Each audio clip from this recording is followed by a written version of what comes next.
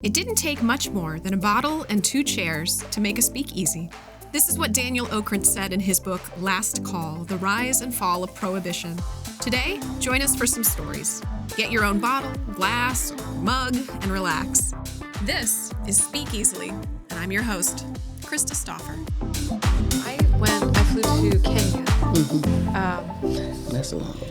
It was a long one. It was about 28 solid hours of travel, and I did not sleep the entire time. I even took what we call it, the Kenya cocktail, which was Benadryl and melatonin. Nope. There was a crying baby on the flight from Zurich the whole way. Fell asleep the last half hour of the flight.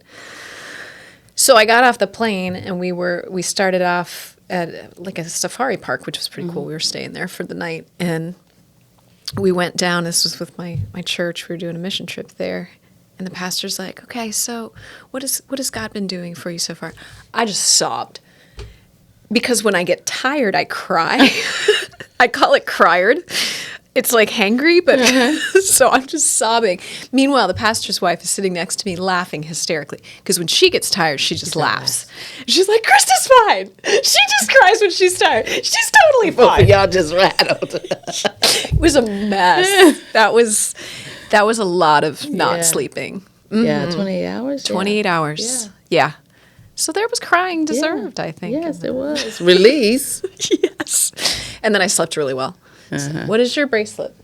So this is my married last name, Kunta, Kounta. My husband since passed in 2011. I'm so sorry. And he was a member of the National Ballet of Senegal. Oh, my gosh. And he was the lead musician for that for, I don't know, maybe 10 years. What did he play? The djembe. Which is a limb drummer. So, so traveled the world with it, with the National Ballet, studied intensively, very, very, very traditionally. Was supposed to play for the president. Nobody could find him. Where are you? Where are you? Go to his house, but nobody knows where he is. You know, he calls back 2 days later, says, I'm in America. So he had bought him a ticket from all of his travels and moved here. Stayed with some other Senegalese, found work, got his own place. Oh, my goodness. Began to hook up with some other Senegalese that was artists as well. Started a company. Company is 40 years old now in D.C. Oh, my goodness. Did a lot of work with Catherine Dunham and Melvin Dill and Joe Nash, a lot of the historians here in America. Oh, how cool. And then at that time, I was much younger and just looking for the authenticity of dance and drum because I wanted to use it as a vehicle to do personal social development for young people. Yeah. Went to D.C. for this conference and just like, whoa. This is exactly what I've been looking for, right? Yeah. And it just fulfilled everything. It's what I was looking for the young people. Yeah. Because they were children. They were like 8 and up to 15 years old, never been exposed, never been out of their communities, never been, can't even imagine where New York is, let alone Africa, right? And began to bring them, him and a few other ones, to Columbus. I was working at the Y then. And doing that because I couldn't take the children everywhere they were. Yeah. So I started going, just when it was my travel and it was my research study and my field work and my enhancement that we did through the Y. And then I said, okay, I can't take these kids every year, budgets and stuff like that. So I said, let me just bring you guys here. So they would come. My husband and the artistic director, he was a bit music, artistic director, and then those who were in New York and D.C., some in Atlanta. And I just started bringing them. Oh, that's so cool. And they their world up and up 10 times fold, right? And they became, in every experience they had, fueled their academics, fueled their confidence, fueled sense of belonging, of love, acceptance, fueled their drive to be excellent, striving to be excellent. Right. And they began to see them in their families and in their schools, and they were like, "What are y'all? What's going on?" Yep. Right? Because they were close knit of like 15 or 20 of them that we pulled together from like 2 housing complex. Jeez. And so he started coming, and I said, "Hey, do you want a job here?" So he's like, "Yeah, only if you'll be my girlfriend." Oh, that's a meet cute. Yeah. So what do they call it? Meet cute? Yeah. Cute meet? I don't know. So he came. We joined ourselves and our families, and it's been, I don't know, let's see, we were 17 years. Wow. We have a 31-year-old and a 25-year-old here, and then a son in Senegal. He's 40-something. Okay. But grandchildren on that side. But yeah, he's since passed, but he poured everything into the children, into the daughters, and into me. It was more than just a marriage, right? It was cultural ambassador. Yeah. It was, I have done what you want to do. Let's go here. Here's the connections. Let's teach these kids exactly, what it is. And it's really changed their life. And it actually became the governance of their life. Yeah. Yeah. So we instituted value systems. We instituted, again, the academics, the caring for each other, the division of labor, all of that. So my youngest was the baby because we had her when the rest of them were like 10 or 15, 12 years old. But they all had to take care. It's your turn to carry. No, it's your turn. And you're like, she's so heavy. La, la, la, la. She's so heavy. So I got 15 kids, right? Yeah, figured out that around. Yep. Wow. And so they see her now, and they're just like, she's not a baby anymore. Oh, that's so funny. But she's like, I am the baby. I will always be the baby. So they just dote all over her. But all of them were just poured into.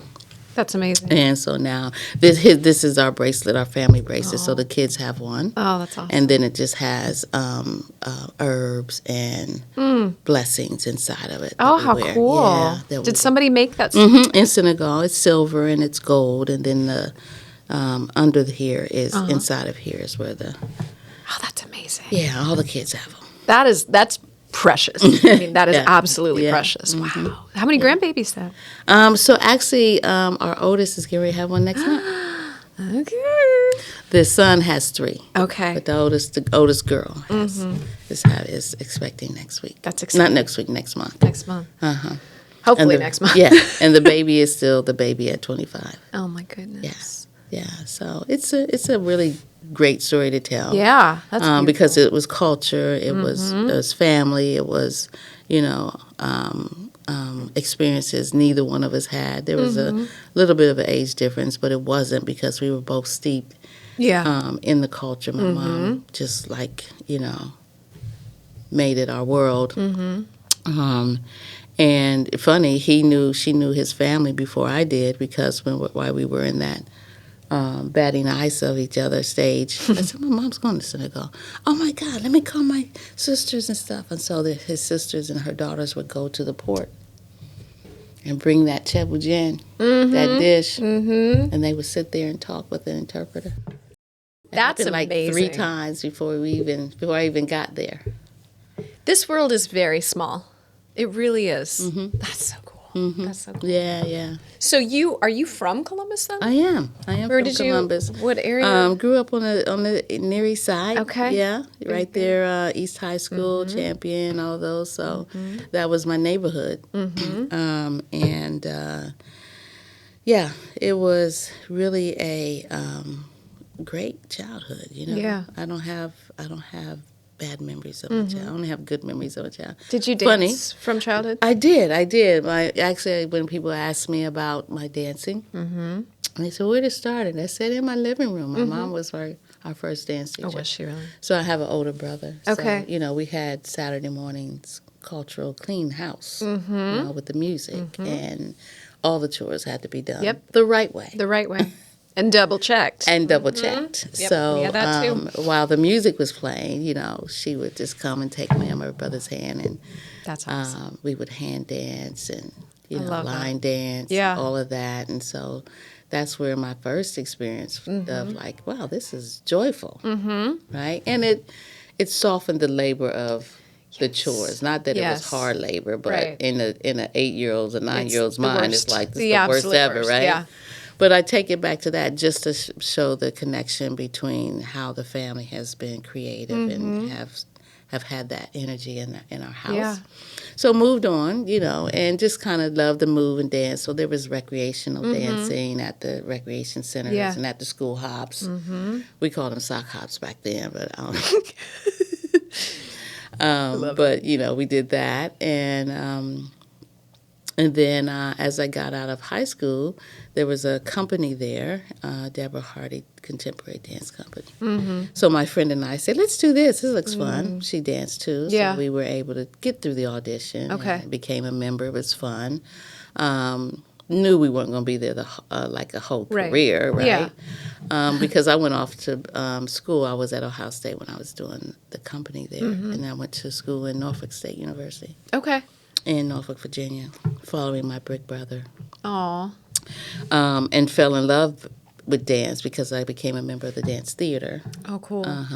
Under our director, Inez Howard. And that changed, that exposure, because we were part of the Black Dance Exchange, and we traveled all the East Coast, all the HBCUs were represented at the Black Dance Exchange. Oh, that's so cool. And so that has a lot of history about it. And my dance master at the time, she was one of the founders, and so we were like everywhere. So that reignited dance as expression, as joyful still, as process of learning, the personal and social, and engagements that we had.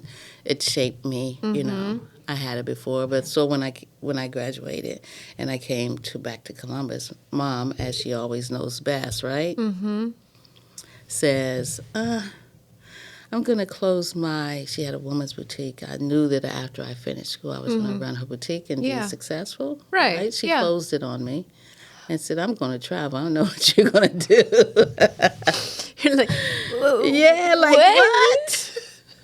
What are you talking about? Yeah. Right? And so she closed her store, right, and sold off all of the rest of the merchandise and went on like a 4 or 5 month travel. I mean, that sounds amazing. Yeah.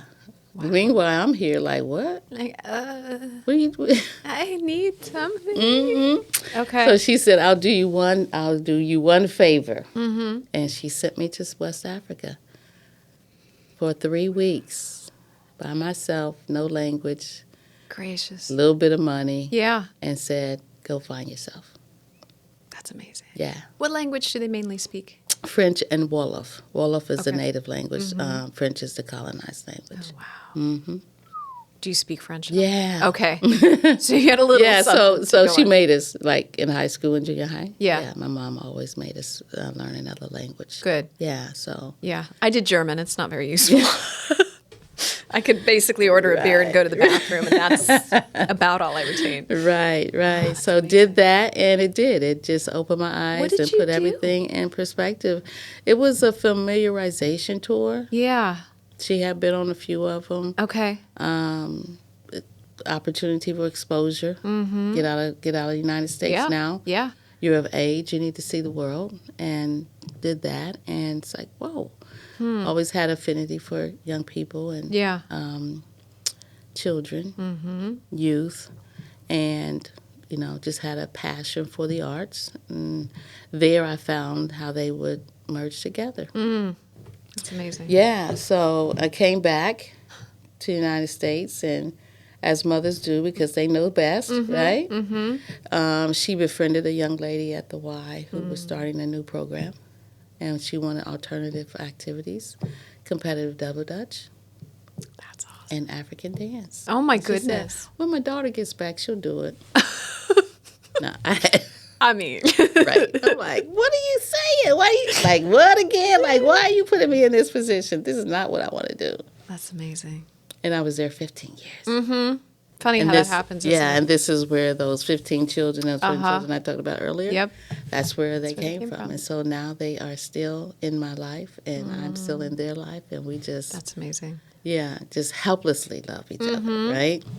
It's a testament to how powerful the arts are Yes, when you're young. it is. It is. I have more students that say, I didn't have friends at school. I didn't get along with people at school. But when I went to choir, when I went to the theater, that's where my people were. Yeah. My mom, again, in that exposure, I was growing up on Long Street. There was the Lincoln Theater at the time when it was open before it closed.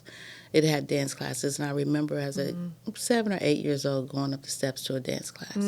That closed, and then they opened up another facility, which was the Paul Laurence Dunbar Cultural Arts Center, and that was my playground. That was the place. Right? So language, I became a docent, volunteer, host, learned dance, learned theater, learned some music song. And so I stayed there. That was where it was like, oh, this is my niche. What I'm going to do with it, I don't know, because I was just 12, 13, 14, right? But if I wasn't at home, I was there.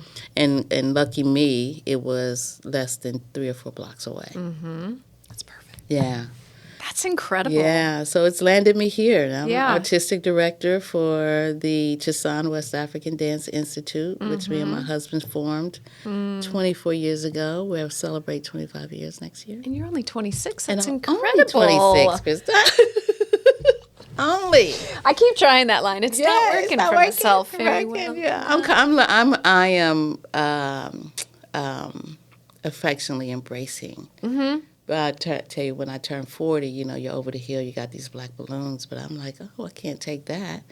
And then I began to collect giraffes because I could see where I'm going, and I could see where I've been, and I can walk gracefully in it. Yeah. And I can have my own stripes and patterns because of the experiences, right? And I can bat my lashes. Oh, I love that. So now I have a collection of giraffes everywhere representing that. So cool. Seeing a giraffe in person in Africa was probably the greatest thing in the world.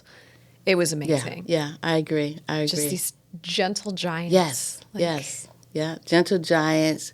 You can see what's below. Can see, just graceful and all of that. I do like watching them fight too. See that? It's amazing. Yes, it is amazing. But yeah, and since my first travels to Senegal, and then as we came together and formed our families, we went in 2000. Yeah, in 2000, and we've been there every year since 2000. So the children have been there. They've gone to school there. They used to say when they were young, we just come to Columbia, the U.S. to go to school, but we really just live in Senegal, right? Because we were there so much. And so that, that was something that is important, that young people know who they are. And we gave them that sense of belonging and acceptance. And then also, whose they are. Like, where am I from? What I do? And it's really the other catalyst for them in their comfort all the way across, right? Yeah. Because they're doing something different, like African dance and drum. Yeah. They can speak a different language through the song and dance. It encourages them to be their best selves. And it also gives them values that govern when they are having challenges or when they're making decisions. Right. Or, how do I prepare myself for performances? And, all of those things are readily transferable to their life. And so, they're well-rounded and they're high profile when they go out. Yeah. People see that discipline, they see that joy, they see that understanding. Parents, it's a wraparound approach, so the parents are also, we're a team, and that cliche about the village, it is. It is. And so it becomes family, whether it's through blood or the whole life experience. Yep. And you don't get close to people like you do when you're in the arts. Right. There's such a common shared experience and a vulnerability and a trust, and there's nothing like it. Right. Ben was out with me at Short North last week. We went to go see the prom and kind of a pre-showing. And they must have invited the loudest of the loud because we were all there hooting and hollering. And he just said something along the lines of, like, theater people are just such a different breed. And I said, but we have this experience that changes us. And we are close with, because you're, quite frankly, getting naked with these people. Exactly. I mean, that's not only that, but just having this amount of time that you share with an ensemble. Yeah. They are. Well, even when you just said with being dressing room mates, right? Yeah. And how that likeness of space and preparation is now, hey, I got an idea. Hey, I'm making a post. Hey, what about this? And so you build those bonds in likeness. Yep. You know, and just where I'm at, where I am now with the Lincoln is that's how we build relationships for philanthropy, for collaboration, for, hey, how do we make space for these young people to come and learn how to groom the next generation for whatever it is that they want to do inside this arena, inside this process, helping. And, of course, along the way, the arts are very important. It's pivotal for social development. It's pivotal for social justice. It's pivotal for socialization, everything, because you have so much similarities that you can find humanly in the arts. And then it will give balance to the world. Yeah. We take it out. We take it out of schools. We take it out of conversations. We take it out of, a black box versus putting 3 pictures up. The color, it changes, just your whole space and the aura of how you enter and exit spaces. And to tell stories. Yes. And that's, to be a storyteller is a gift. And it is. To see that developing in these kids is just arm hairs standing. and then the possibilities of what they can do, They're very, very smart, Oh, incredibly smart. Young people are just sponges, and I think that's where my joy sits. If I can share something, give them something, give an experience, tell the story, and they grasp it, and they relate it, and then they start creating. That's where my joy is. The aha moments are my favorite. Moment. It's just, I always want to just pass out on the floor because it's so cool to see that. It is, and that's the ones that kind of give you the tears of joy, right? Yes, there's hope. It's gonna be. And also to know that it's not, when they come back and they're like, "Thank you so much. I didn't really do it. Right. You did. Yeah. You brought what you had. I just asked you a couple of questions to take you to the next place. Yeah, but they do that, and for us to be vehicles for that knowledge or for that permission, so to speak, quote, quote, quote, quote, and we teach them to give themselves their own permission and to value their worth, right, and that you can make a difference in your way. It doesn't have to be huge, right? And I'm not saying that algebra might do that too, but I'm also not saying that algebra might do that.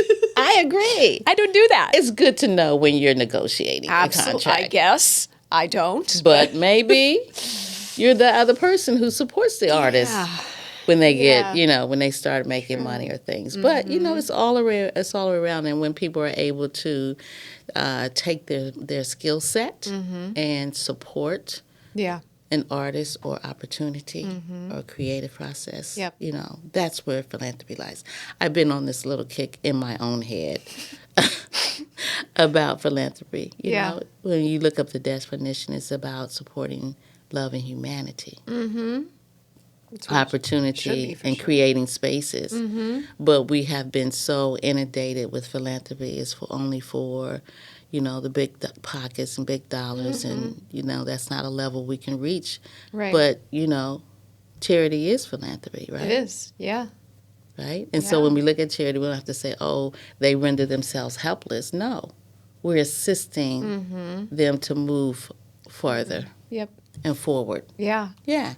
And that's got to be hard because a lot of that's on you, and you're the face of the theater, and Yeah, it is. It's ironic that you asked me that. We've been in the spaces where names have been called. But I was just speaking to a group of young people who are part of the PADDY program, the production design, and being exposed. And they were asking me that question: how did you first start out? How did you manage, naysayers? How did you manage folks who, just only see had tunnel vision and not be able to, and then be able to keep that vision for 15 years. Yeah. Right? Yeah. And a young man asked me that, and I was like, wow, that's a great question. But I always put it back into the creative process. You have a thought, you put it to paper, you put it to stage.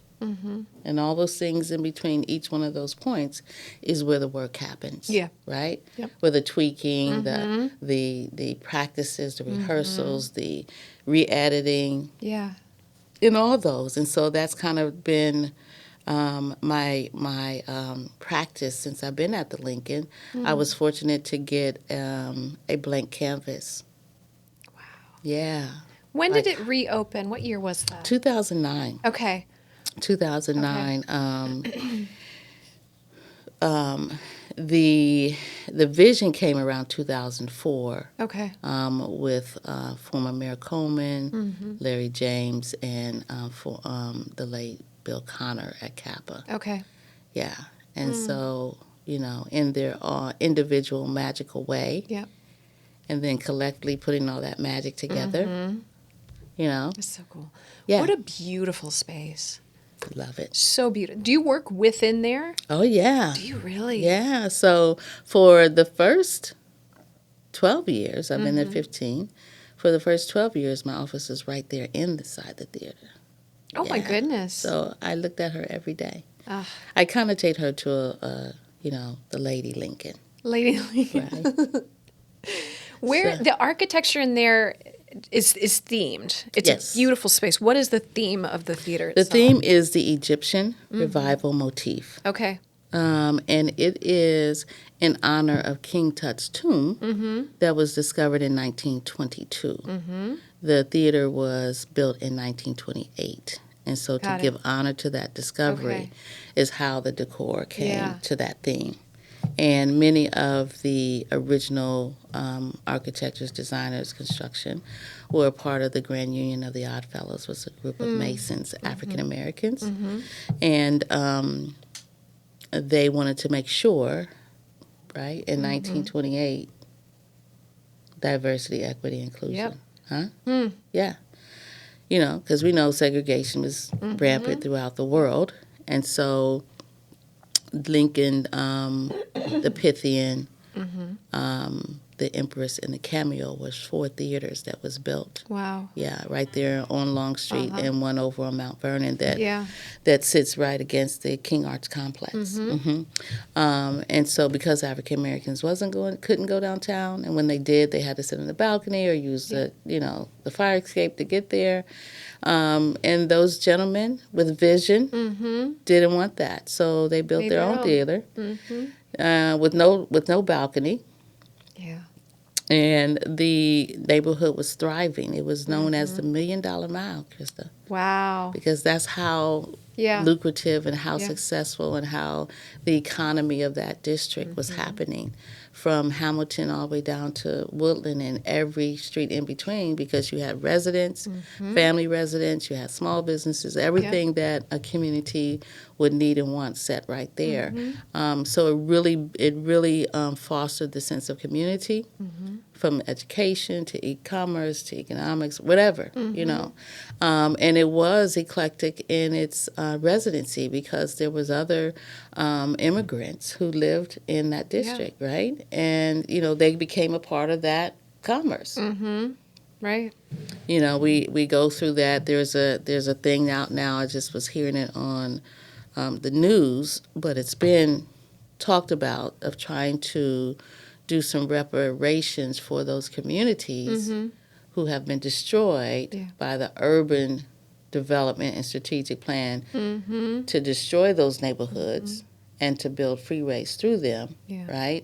And now they're understanding that, the cost of that. You destroy people, neighborhoods, histories, family history, community history. I mean, it was an urban plan to destroy. Mm-hmm. And so now under President Biden's presidency, they're addressing those cities now and doing that. So hopefully we are benefactor of that. Yeah. Mm-hmm. Those 4 theaters, were they set as live theaters, or were they movie houses as well? They were mostly movies. Okay. Except for the Lincoln turned into a movie theater like in maybe the 60s, late 50s, 60s. Yeah. But they also had business on top of so you had the theater down at the bottom. I'm sorry. Yep. And then some of them had different other practices up there. Some of them had bowling alleys. Okay. Other ones had hotels. Yeah. Different things up there. So then on Monroe and Garfield, when the jazz greats and the other greats would come through Columbus, all of those houses with our mansions on that side were owned by African Americans, and they opened their house to the jazz greats. Oh, that's amazing. So they were right there. They stayed in the community, played in the community, and then went downtown. Yeah. So that was monumental back then, right? And that's how we had that sense of family. You didn't have to stay in hotels. Right. You could stay with you were welcomed. Right, B&Bs, Airbnbs right there, right? Yeah. The early Airbnbs. The early Airbnbs, right. That's incredible. Yeah. I got to ask you, is the Lincoln haunted? Well, Krista, we have a ghost light. You know what I mean by the ghost light? Us theater folks. And so we keep it out. Mm-hmm. And so it's been known to hear, in my early years as I'm there, learning all the nooks and crannies and sounds of the theater. So Sammy Davis Jr. played there when he was 4 years old in the top hat. Oh, my gosh.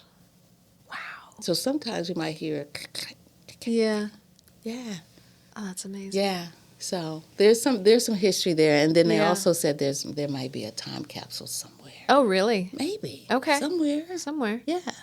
Oh, we'll see. I love that space. I got to do Cats in there with Columbus Children's Theater. Okay. It's such a beautiful space. It is. There's just something magical and different about it that, I mean, I've been blessed to work on a lot of different stages, but there's something, I don't know, there's a uniqueness to the space and to the seating and to the dressing rooms and just the way that it feels. Yeah. It's so flexible. Mm-hmm. 2 weeks ago, Saturday, 6 events in the theater. Oh, whew. In the entire building. Yeah. And although those spaces were just for that event, the energy just cross-pollinated for 9 hours. Oh my gosh. It was amazing to see, but it gave me the reiteration of the capacity of the Lincoln from the citywide jazz festival to the junior league women in the ballroom to our program, the artist production workshop, to residence art schools rehearsing. And there was not a complaint of parking. Nope. There was no complaint of space, doors, security, none of that. It all was just happening in their spaces. And people just really sat in that energy, just like, whoa, this is cool. That stays with you. Mm-hmm. We had 3 or 4 tours that was coming through Columbus, stopped there. We also we have quite a bit of YouTubers and who are phenomenal on YouTube, and they're like, okay, we're going on tour. Nice. So we get that kind of piece. Yeah. We have our own 8 signature programs at the Lincoln, backstage at the Lincoln, the Club Lincoln, where last week we had house music. And so we had, 4 days of workshops from professionals out of New York who just came off an international tour and came back to Columbus to do this workshop for 3 days, and then a big concert and a dance battle in the ballroom. It was so cool, right? And then we go to the United States Figure Skating has the United States Figure Skating is at the Lincoln, right? How? Yes, doing a community conversation. Okay. On DEI on ice. phenomenal. Oh, that's amazing. Right? I was like, judges, where did they skate? That was my first question. Judges, and actually this has been all over the news, is that the Howard University, some students were raised with ice skating, and they wanted to bring it back up. And they got all of their paperwork in, and now they are a university ice skating club. And now beginning to enter some of the competitions on a collegiate level. Just trailblazing, right? And now we have the Columbus Sports Commission coming in to do some work here, and also hosting their conversation and their parties there for their officials who are coming in for that. We're mixing sports and arts here? here? Sports and arts. They can get along. They can. Because the choreography needed, right? Technique, maybe. Yep. Yes. Funniest thing. So we call those our non-traditional partners, but they are loving it. We got to keep up with them, right? But we also are helping some other corporations and organizations to develop their vision or their project and seeing how it can be at the Lincoln. So we're supporting that. Oh, I love that. I love that. And then our doors are always open for young people. Yeah. We have our summer camp, right? So that's starting in June. June 17th through August 9th. Nice. We open it on the 1st, and it's at capacity on the 5th. Of course it is. Of course it is. Young people are immersed in music, dance, theater, visual arts. Camps are a week long, and parents are just in amazement of what they learn in 4 days, and then what they see at the sharing on Friday. So, And it's at a cool place, too. Yes. I want them to say we grew up in the Lincoln. That's I want them to say that I danced on that stage. I want them to say that we did theater on that stage. I remember being on that stage when I was young. I want them to have that. But I also want their parents to say, oh, yeah, I remember going to the Backstage Club Lincoln, the Walk of Fame, or the gala, and say, and then I want their grandparents to say, oh, yeah, I did that before y'all was young. So if I can get generational experiences. Yeah. That's so cool. Yeah. So in the past, we didn't have a lot of photographic reflection, video, not in those days, right? So I have taken on the task since I started to really document everything. So now we have to think about, after 15 years, how do we categorize all that?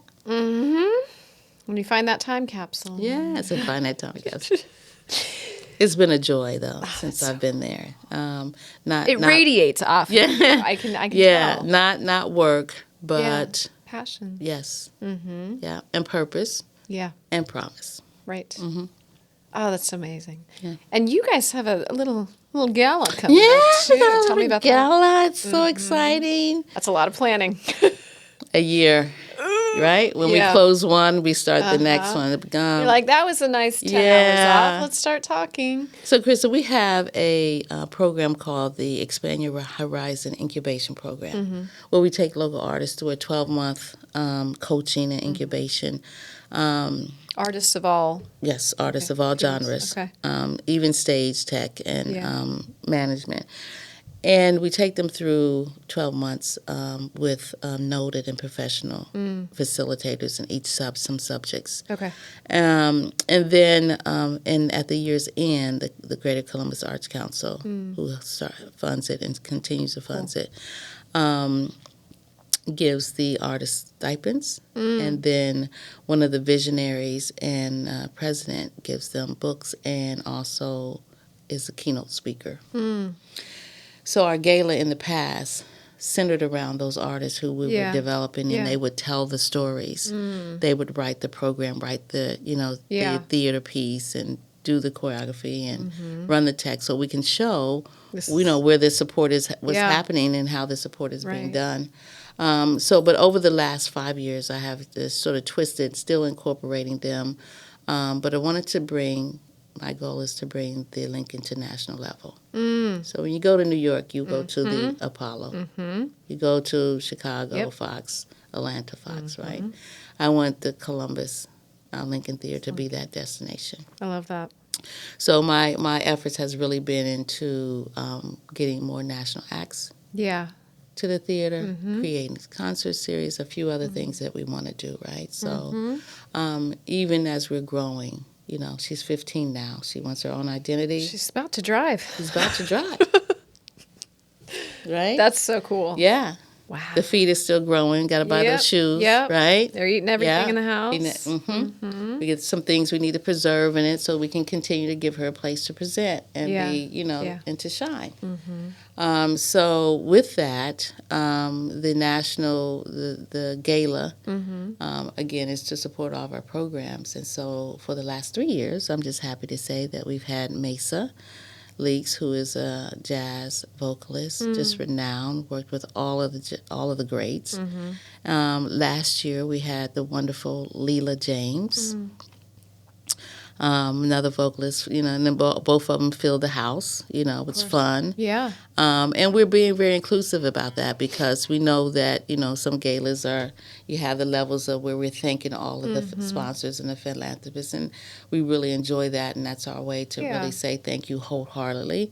But we also wanted our communities to have opportunity to celebrate with us too, right? So we have that opportunity for them just to come to the concert. Yeah.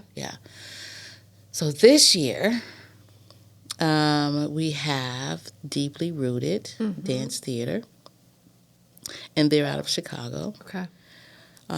We want to build the dance community here. We have wonderful partnerships and collaborations with Ohio State, with Denison University, and even with the other studios across our city and county.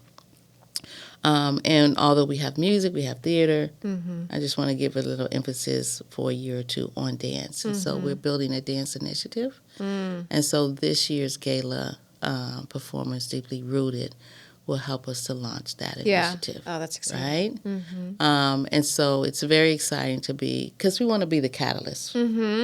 Right. Right? Just the catalyst. You can put for whatever, ... whatever you want to say on there. And so with this initiative, that's what we're going to be doing in this concert at the gala, April 4th, at the Lincoln, at 6 p.m. and 8 p.m. We'll do that. They're also going to host a workshop for the community. Oh, wow. Same day? On the 3rd, April 3rd. Okay. 6 p.m. to 8 p.m. That's so cool. Yeah.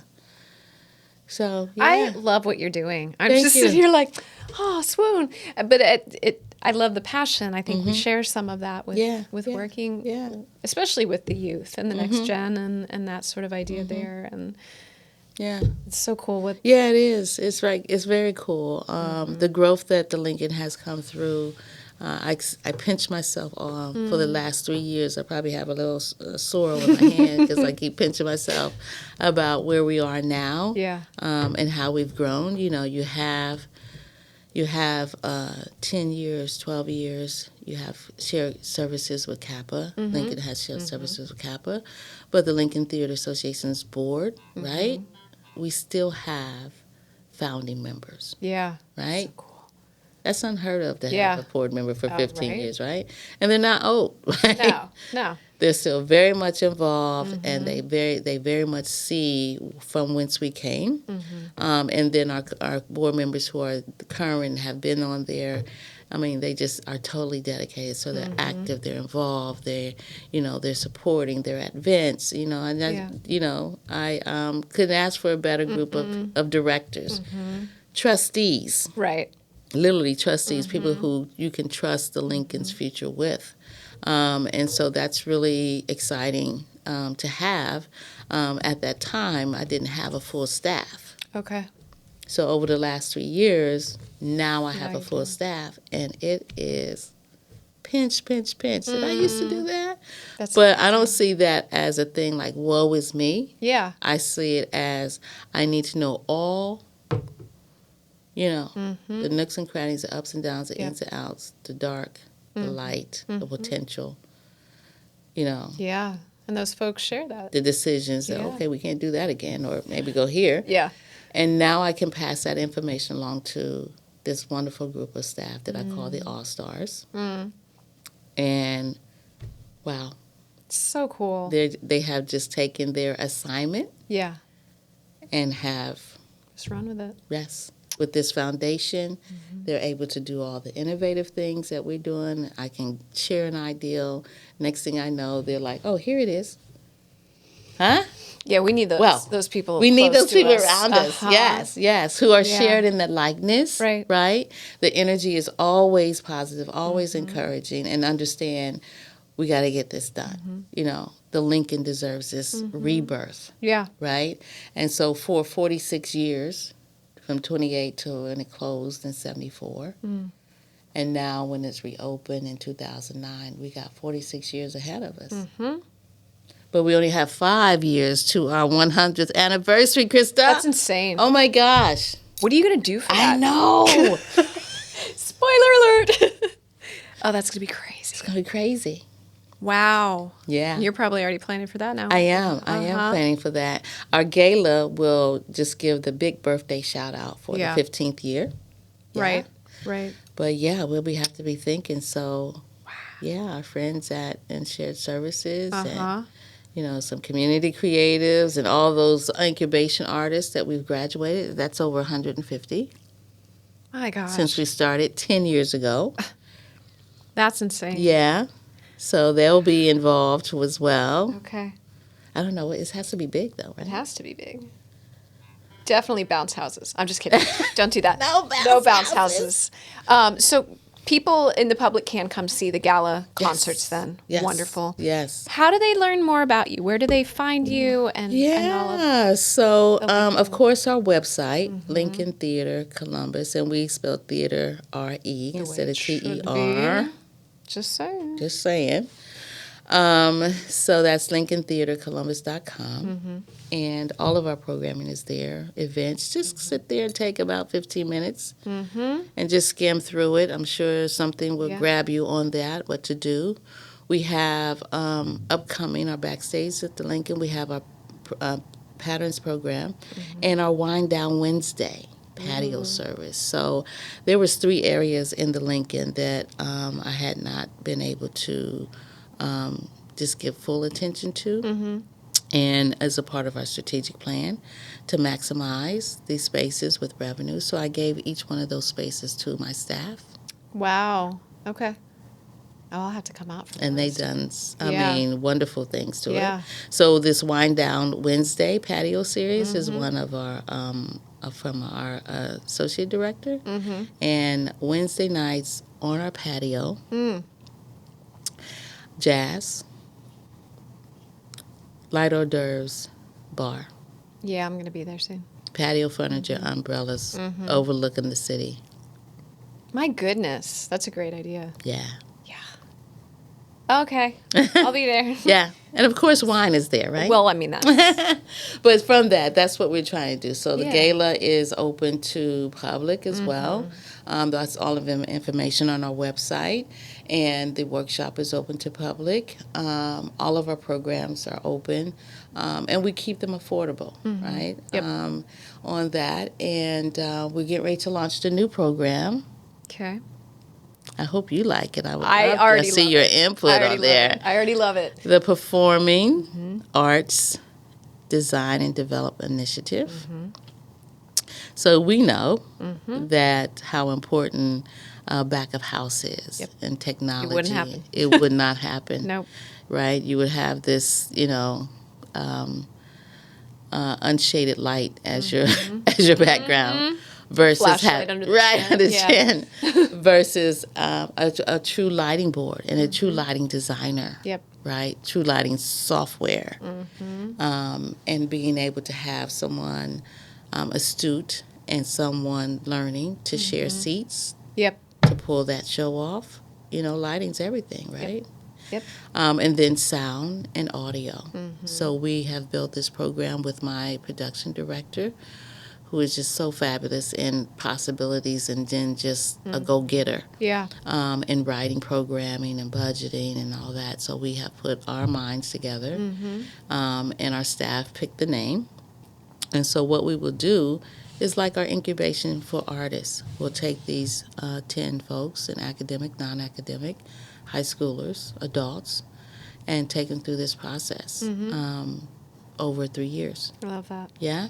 and hoping to get some other partnership that will fine-tune this experience with workforce development readiness, job readiness, and all of that, and then also looking at spaces where they can apply, right?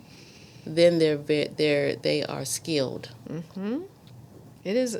And they're only 23. And they can work anywhere. They can work anywhere. Yeah. And they have both training, their own creative lens, and then application. So cool. Right? So we see that, the Lincoln, as supporting and catalyzing the creativity of our city. We see that as an attribute to add value to our technical arenas in the city. Yeah. And it's countless of partnerships and collaborations. And, you know, I have this whole mantra of my life, and everybody who knows me have heard this if it's over 10 years. Many hands make labor light. All right? And when you set those foundations for anyone to come in to learn, then you can let that go and more creativity can come to you. Yep. If I just hold it, it's just mine, right? And then you lose brain space because everything's all clogged. Yeah. You got to push that out there. to the people who really to grasp it and do something with it, and then yours can continue to flow. Oh, I love that. You are so wonderful. I don't know how we have not met until today. I know, but that 6th degree of separation would happen today. Yeah, twice. But thank you so much for coming. You're welcome. It's my pleasure. I'll be drinking a glass of wine with you on a Yes, Wednesday. yes, you will. You know, I will. It really is just work of love. You know, and then that trueness. I'm being satisfied in so many different ways, and all the things that I'm passionate, you know, to and for, and how I want to create space. You know, for that. And it's no thing like, oh, I didn't have this, I didn't have that.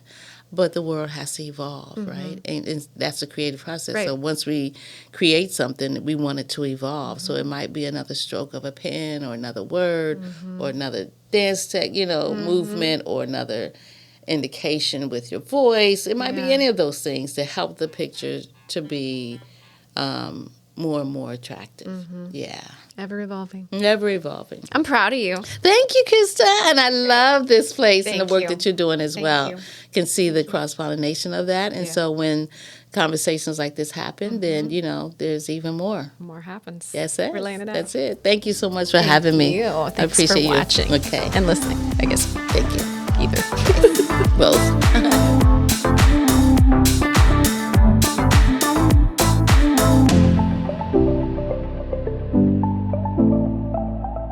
Boxland Media. Think big.